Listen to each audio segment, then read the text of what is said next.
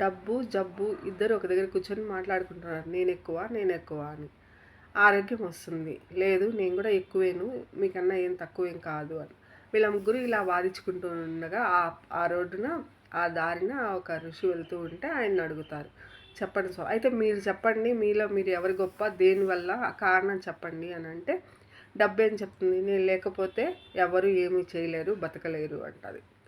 ఆ జబ్బు ఏం చెప్తుంది, నేను వచ్చాను అంటే డబ్బు దేనికి పనికిరాదు కాబట్టి నేనే గొప్ప అంటది. ఆరోగ్యం ఏం చెప్తుంది, శుభ్రంగా ఉండడం వల్ల ఎవరికి ఎలాంటి జబ్బులు రావు, డబ్బులు అవసరం ఉండదు, హాస్పిటల్కి పెట్టాల్సిన అవసరం ఉండదు. కాబట్టి డబ్బు అవసరము, జబ్బు అప్పుడప్పుడు అవసరము. తలనొప్పి వచ్చినా ఏదన్నా వచ్చినా టెన్షన్లతో వస్తుంటాయి. కాబట్టి ఎలాంటి ఇది లేకుండా హ్యాపీగా ఉండాలి అంటే ఆరోగ్యంగా ఉండాలి.